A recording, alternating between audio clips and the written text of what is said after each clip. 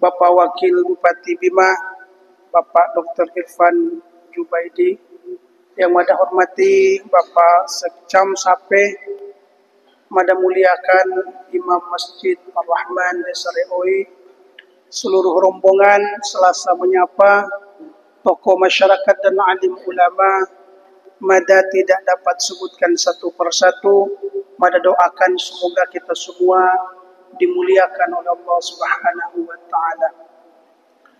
Syukur alhamdulillah ulur irwati bendaita dari Allah Subhanahu wa taala, karena Allah Subhanahu wa taala setelah menidurkan kita selama semalam suntuk, lalu Allah Subhanahu wa taala bangunkan kita di subuh ini.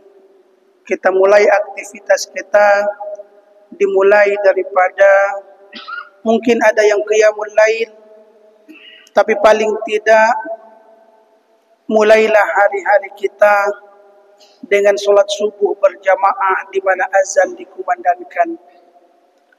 Setiap kali kita memulai hari kita dimulai dari masjid, maka itu akan membawa barokah di dalam kehidupan kita. Dulu baginda Nabi membangun Yasrib, sebuah kota yang sebelumnya dalam keadaan sangat hancur. Sebuah kota di mana terjadi sering pertumpahan darah. Lalu Nabi berhijrah dari Mekah menuju Yasrib, singgah di sebuah desa kecil sebelum masuk Madinah, singgah di Kuba selama sekitar 4-5 hari. Yang beliau lakukan apa? Yang beliau lakukan adalah membangun masjid. Masjid itu bernama Masjid Kuba. Sampai hari ini masih ada di Madinatul Munawwarah. Begitu masuk kota Madinah, beliau belum melakukan apa-apa. Yang beliau lakukan yang pertama adalah membangun Masjid Madinah, yaitu yang dikenal dengan Masjid Nabawi. Dari Masjid Nabi memulai semuanya. Pada akhirnya berdirilah sebuah negara yang luar biasa, yaitu negara Madinah. Kenapa hadirin dimuliakan Allah? Bahwa hidup kita ini akan selalu membawa barokah apabila kita mulai dari masjid. Salah satu doa yang diajarkan oleh Nabi ketika kaki melangkah masuk ke dalam masjid, Allahumma ftah li abwaba rahmatik. Doa yang Nabi ajarkan begitu kaki kita melangkah masuk ke dalam masjid, doanya adalah Allah ftah li abwaba rahmatik. Duhai Allah, bukakanlah pintu-pintu rahmat-Mu ya Allah. Yang kita minta bukan satu pintu. Kalau satu pintu dikatakan babun, tapi kalau dikatakan banyak pintu adalah abwabun. Allahumma ftahli abwaba rahmatik. Ya Allah, bukakanlah pintu-pintu rahmat-Mu ya Allah untuk hamba. Sehingga barang siapa yang subuh memulai aktivitasnya, memulai kesibukannya, apapun kesibukannya, lalu dia subuh hari, di pagi buta dia melangkah menuju masjid, kemudian mulutnya dan hatinya berdoa kepada Allah, ya Allah, bukakan pintu-pintu rahmat-Mu ya Allah. Yakin dan percaya hadirin dimuliakan Allah, bahwa kesibukan dia hari itu pasti barokah. Kalau Allah Subhanahu wa taala sibukkan dia, maka sibuknya dalam barakah Allah Subhanahu wa taala. Kalau dia diberikan rezeki saat itu, maka akan ditumpahi oleh Allah rezeki yang penuh dengan barakah. Apa itu barakah? Guru madanguan mada barakah itu adalah ziyadatul khair. Barakah itu ada tumbuhnya banyak kebaikan. Artinya apa? Kalau dimulai dari kebaikan, apalagi dimulai dari masjid, maka semuanya akan tumbuh keberkahan.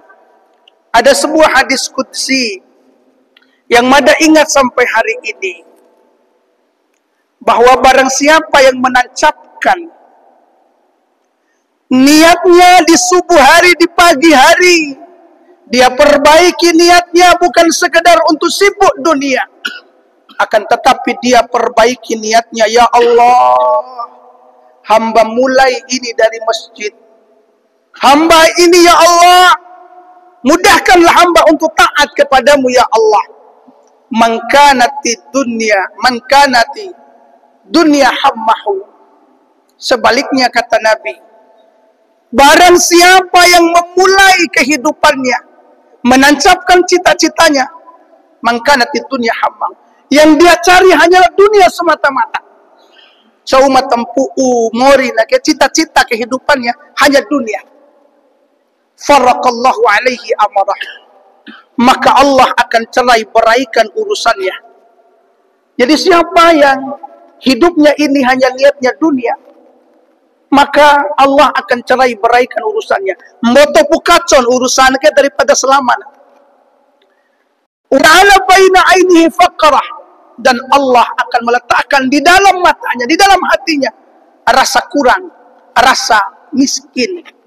Nggak dunia puas pada ngupa pendaita ke tampu unai temori hanya dunia semata. Ma pertama peldodohe nak kena hambuja ke rumah dunia ndaita.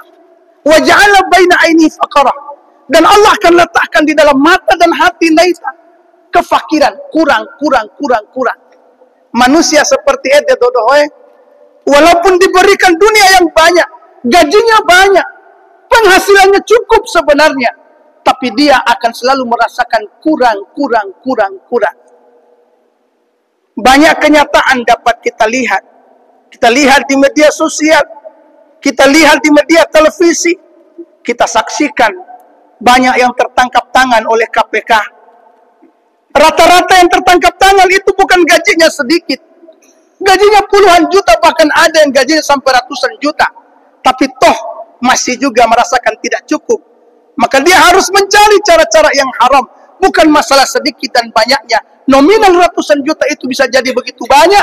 Akan tetapi masalahnya adalah waja'ala fi baina ainihi faqara. Allah telah meletakkan dalam hati dan pikirannya, di dalam matanya rasa miskin. Orang budak rumah kasih pahu disuruh busiare. Sehingga walaupun bayi berumah pidu dore doro wali dunia, dia selalu merasakan kemiskinan. Dia merasakan kurang. Wa man kanatil akhirah hammahu.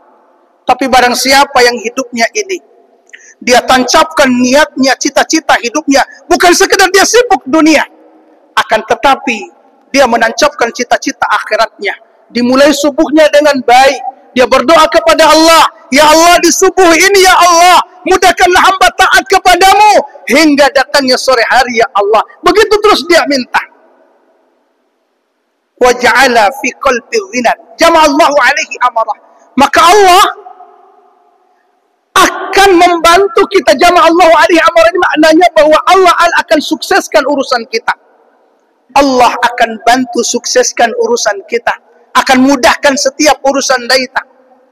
Wa ja'ala fi qalbi ghinan, dan hadiah yang terbesar yang Allah berikan, Allah berikan rasa cukup. Allah tanamkan rasa kaya di dalam hatinya. Sehingga orang yang seperti itu, hadirin dimuliakan Allah, urusan kehidupannya dimuliakan Allah Subhanahu wa taala. Ya wa may yattaqillaha yaj'al lahu makhrajan. Siapa yang menjaga ketakwaannya kepada Allah, yaj'al lahu makhrajan, Allah akan memberikan jalan keluar dari setiap masalah yang ia hadapi. Serumit apapun masalah orang yang bertakwa, maka solusi terbaiknya, problem solvingnya adalah ketakwaan kepada Allah Subhanahu wa taala. Bahwa bagi hamba yang taat kepada Allah, yang menancapkan cita-cita akhirat dalam kehidupannya, maka Allah Subhanahu wa taala akan jama'allahu alaihi amarah, akan membantunya untuk mempermudah setiap urusan dunianya.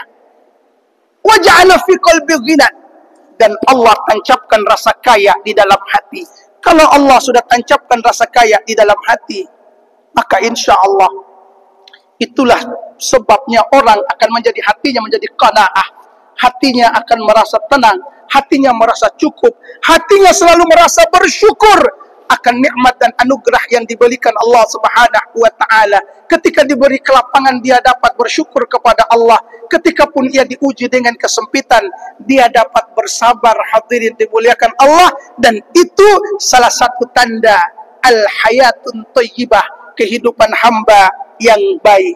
Mada dikasih amanah membawakan kultum. Kultum artinya kuliah 7 menit. Ya, mau sering gaya 7 menit tadi bikin sabi podam tondo poda. Subhanallah bihamdihi, subhanakallahum bihamdika, nashhadu an la ilaha illa anta, nastaghfiruka wa natubu ilaik. Wassalamu alaikum warahmatullahi wabarakatuh.